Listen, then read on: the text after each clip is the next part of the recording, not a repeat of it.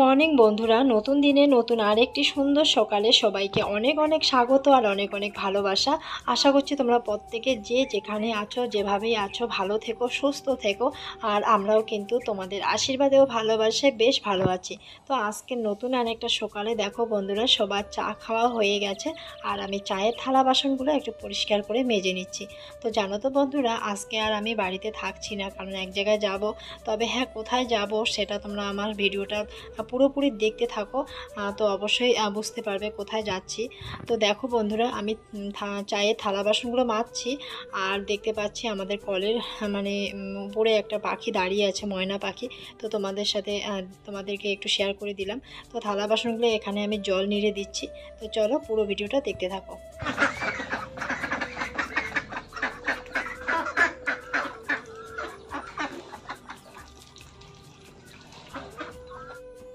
বন্ধুরা, অনেক দিন বাদে ভিডিও পোস্ট করছি, কারণ শরীর একদমই ভালো নেই। তোমরা পারলে আমাকে প্লিজ একটু মানিয়ে গুছিয়ে নিও।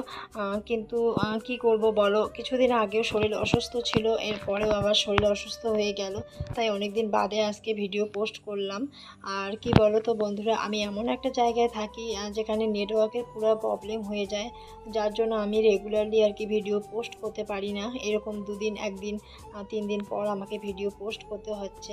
কিন্তু কিছু করার নেই, কারণ তোমরা যারা পুরানো বন্ধু হয়ে আছো আমার, তারা অবশ্যই আমাকে একটু মানিয়ে নিও। আর যারা আমার চ্যানেলে নতুন বন্ধু হয়ে এসেছো, তারাও প্লিজ পারলে আমাকে একটু মানিয়ে গুছিয়ে নিও গো। কারণ কিছু কি করব আর কি, আমি কিছু ভেবে উঠতে পারছি না, কিন্তু চেষ্টা করি রেগুলারলি ভিডিও পোস্ট মানে করার জন্য। তো যাই হোক বন্ধুরা, আমার মেয়ের আর কি স্কুল ড্রেসগুলো আমি আর কি ভিজিয়ে রাখলাম। আর এদিকে আমার নাইটি আর মেয়ের কিছু জামা ছিল, সেগুলো আর কি বারান্দায়, মানে বাইরের বারান্দায় বের করে রেখেছি, শুকোতে দিয়েছি। আর আমার নাইটিটাও আর কি বাইরে আর কি শুকোতে দিলাম, ভিজা নাইটি তো, তাই আর কি। আর এখন দেখো ঘরে এসে ব্যাগপত্র গুছিয়ে নিচ্ছি। কারণ বাড়িতে থাকছি না আমি। তো কোথায় যাচ্ছি সেটা তোমরা আমার ভিডিও দেখলেই বুঝতে পারবে কোথায় যাব। তো একদমই কিন্তু ভিডিওটা স্কিপ করে দেখো না, কারণ স্কিপ করে দেখলে কিন্তু বুঝতে পারবে না আমি কোথায় যাচ্ছি। তো এভাবে আমার পাশে থেকো গো, সবাই মিলে পাশে থেকো। আমি চাই যে তোমরা আমার পাশে থেকো। আর তোমাদের ভালোবাসা, তোমাদের সাপোর্ট জানি আমি এইভাবেই পেয়ে থাকি। তো দেখো, এদিকে তোমাদের সাথে গল্প করতে করতে আমার ব্যাগ গোছানো হয়ে গেছে। আর চিন্তা করছি যে আমার মেয়ে কোন ড্রেস পরে মানে আর কি যাবে। তো এই যে দুটো ড্রেস আমি বাইরে নিচে মানে বিছানার মধ্যে রেখে দিলাম। তো যে কোনো একটা ড্রেস আর কি পরে নিবে মেয়ে। আর ভাবছিলাম যে কি নিব, ও ভুলেই গেছিলাম, কারণ এই জিনিসটা আমার খুবই প্রয়োজনীয়। আমার হলো মোবাইল চার্জার। তো দেখো, ব্যাগ গোছানো আমার হয়ে গেছে। তো ব্যাগের চেনটাও আমি লাগিয়ে নিচ্ছি, কারণ বেলা বেশি নেই, যেহেতু মেয়েকে সঙ্গে নিয়েই আমি চলে যাচ্ছি। তাই আর কি তাড়াতাড়ি একটু বেরিয়ে পড়বো। তো ব্যাগ গোছানো আমার পুরোপুরি কমপ্লিট। তো পুরো ভিডিওটা দেখতে থাকো বন্ধুরা। আগে কিন্তু মেয়ের ড্রেস, আমার ড্রেস সমস্ত কিছুই ভরিয়ে নিলাম, কারণ না হলে পরে কিন্তু ভুলে যাব, কোনো কোনো একটা হয়তো বাদ পড়ে যাবে। আর বিশেষ করে আমার মেয়ের আর কি নিত্য প্রয়োজনীয় যে জিনিসগুলো, যেটা হলো মেয়ের ঔষধ। তো ওষুধগুলো তো আমাকে নিতেই হবে, কারণ না হলে কখন যাওয়ার সময় হয়তো ভুলে যাব। তাই আগে আর কি প্যাকটা করে নিলাম। তো চলো পরে স্নানটা করে আসছি।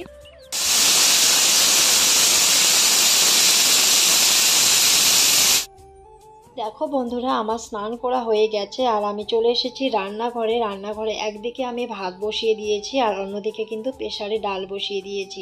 তারপর ঠাকুর ঘরে গিয়ে ঠাকুর ঘরটা একটু ভালো করে লেপা মোছা করে ফুল জল দিয়ে চলে আসলাম রান্নাঘরে। তো ভাতটা গালিয়ে নিলাম, ভাত হয়ে গেছে, সাথে আমার ডালটাও কিন্তু হয়ে গেছে। আর আমার হাজবেন্ড জানো তো সুন্দর করে সবজি কেটে রেখেছে, পুঁই শাক, সাথে হলো কোয়াশ, আর এদিকে দেখো মিষ্টি লাউ, সমস্তটাই কেটে সুন্দর করে রেখে দিয়েছে। আর আমার হাজবেন্ড কিন্তু সত্যি সবজি কাটতে একদমই পটু বলতে পারো। তো যাই হোক, এদিকে দেখো সবজিটাও বসিয়ে দিয়েছি। তোমাদের সাথে গল্প করতে করতে আমার সবজি বসানো হয়ে গেছে।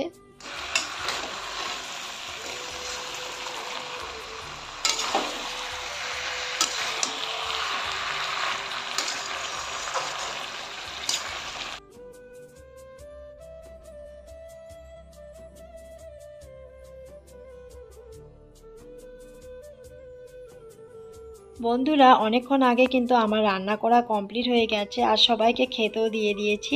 আর আমিও খাওয়া দাওয়া কমপ্লিট করে নিলাম। তারপর যা এঁটো থালা বাসন ছিল সমস্ত কিছু একদম পরিষ্কার করে নিয়ে দেখো হাত পা পরিষ্কার করে ধুয়ে নিয়ে চলে আসলাম ঘরে।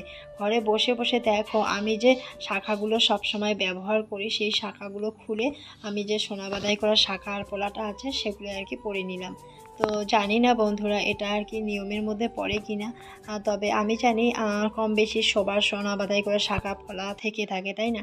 তোমরাও হয়তো আমার মতো এরকমটাই করে থাকো। তো যাই হোক, যেহেতু এক জায়গায় যাব একটা অনুষ্ঠানের উপলক্ষে, তাই দেখো মানে বাড়িতে রাব ইউজ করা যে শাখাটা সেটা খুলে সোনা বাঁধাই করে শাখাগুলো পরে নিলাম। আর এদিকে দেখো রেডি হয়ে গেছি, ব্যাগপত্র গুছিয়ে আমি বেরিয়ে পড়লাম। আর আমার মেয়েও কিন্তু একদম রেডি হয়ে গেছে, চলো যাওয়া যাক।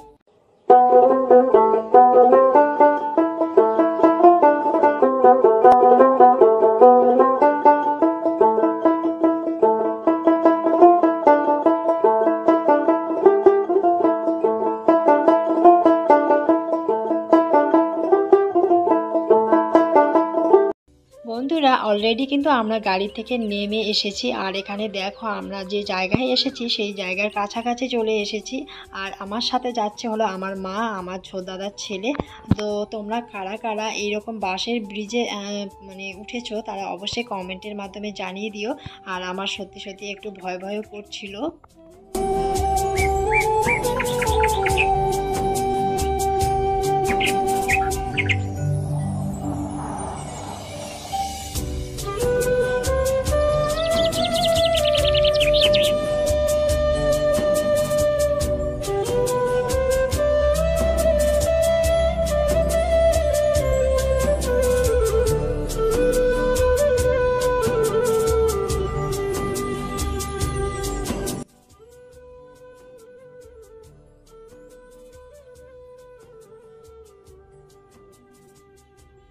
বন্ধুরা অনেকদিন পরে জানো তো বাঁশের ব্রিজে উঠলাম। আর এখানে আসলেই পরেই কিন্তু বাঁশের ব্রিজে ওঠা হয়, তাছাড়া আমাদের ওখানে কিন্তু সবসময় আমরা পাকা ব্রিজে যাতায়াত করে থাকি। জানো তো বন্ধুরা ভীষণই ভয় করছিল, কারণ বাঁশের ব্রিজটা একটুখানি ভাঙাও ছিল। মনে হচ্ছিল না জানি কখন বা পড়ে যায়, এরকম একটা ব্যাপার। তো দেখো আমরা যেখানে এসেছি সেখানে কিন্তু আমরা চলেই এসেছি। আর সন্ধ্যাও কিন্তু এদিকে নেমে এসেছে। তো চলো বন্ধুরা, দেখা হচ্ছে নেক্সট ভিডিওতে। তো তার জন্য তোমরা একটু অপেক্ষা করে থাকো। তো চলো, গুড নাইট সকল।